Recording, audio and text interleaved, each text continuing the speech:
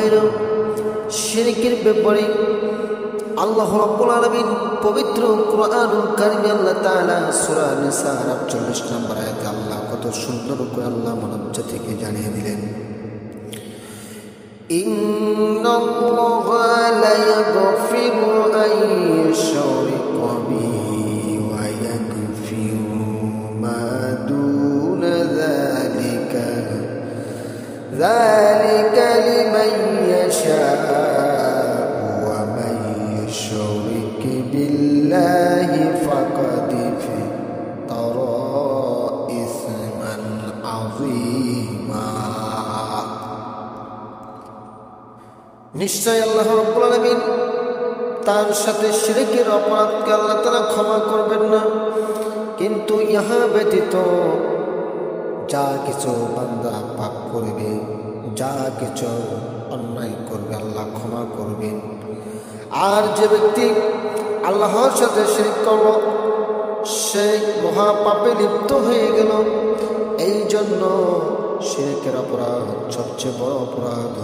আল্লাহ তাআলা শিরক ব্যতীত সকল গুনাহগুলোকে আল্লাহ তাআলা ক্ষমা করে দেন, কিন্তু শিরকের গুনাহ আল্লাহ রাব্বুল আলামিন ক্ষমা করেন না। পরবর্তীতে আল্লাহ রাব্বুল আলামিন আরেকটা আয়াত আল্লাহ তাআলা আরেকটা আয়াতে বললেন, ইন্নাহু মা ইউশরিক বিল্লাহি ফাকাদ হারামাল্লাহু আলাইহিল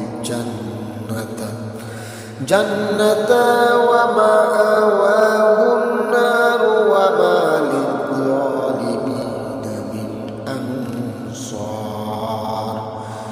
আল্লাহ তাআলা বললেন, নিশ্চয় যে ব্যক্তি আল্লাহ তাআলার সাথে শিরক অর্থাৎ অংশীদার স্থির করে আল্লাহ রাব্বুল আলামিন তার জন্য জান্নাতকে আল্লাহ হারাম করে দেন এবং তার বাসস্থান জাহান্নাম হয়ে যায়।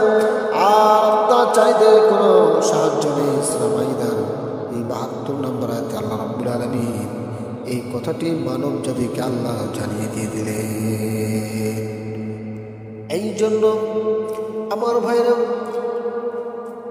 আল্লাহর হাবিব সাল্লাল্লাহু আলাইহি সাল্লামের একটি বাণী হযরতে আনাস রাদিয়াল্লাহু তাআলা বলেন, রাসূলুল্লাহ সাল্লাল্লাহু আলাইহি সাল্লাম ইরশাদ করেছেন, সবচেয়ে বড় কবিরা গুনাহ হলো আল্লাহ তাআলার সাথে শিরক করা, মানুষ হত্যা করা, পিতামাতার অবাধ্য হওয়া, মিথ্যা কথা বলা বা মিথ্যা সাক্ষ্য দেওয়া।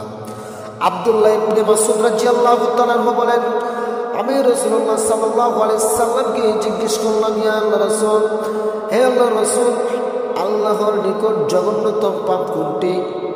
তিনি বললেন, আল্লাহর সমকক্ষ বানানো অথচ তিনি তোমাকে সৃষ্টি করেছেন।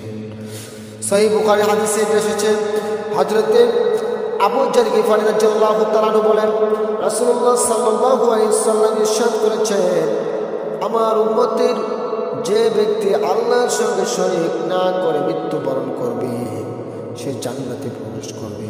রাবী বলেন, আমি জিজ্ঞেস করলাম, যদি সে জিনা করে এবং সে চুরি করে তবুও কি সে জান্নাতে যাবে? তিনি বললেন, যদিও সে জিনা করে এবং সে চুরি করে। হাদিসটি সহিহ বুখারীর মধ্যে এসেছে। মানুষকে পথভ্রষ্ট করার জন্য শয়তানের সবচেয়ে বড় কৌশল হলো শিরক। কেননা শিরকের মাধ্যমে একজন মুমিন চূড়ান্তভাবে আল্লাহর জাহান্নামী হয়ে যায়। সে কারণে মুমিন এবং মুসলমানের ঈমান নষ্ট করার জন্য শয়তান সমাজের মধ্যে একেবারে শিরকের জাল বিস্তার করে রেখেছে। শয়তানের শিরকের বিস্তারের সেই অপকৌশলগুলো সম্পর্কে প্রত্যেক মুমিন এবং মুসলমানদের জ্ঞান থাকা আবশ্যক এবং জরুরি আমার ভাইরা। এই জন্য শিরকের গুনাহ থেকে নিজেকে বাঁচিয়ে রাখতে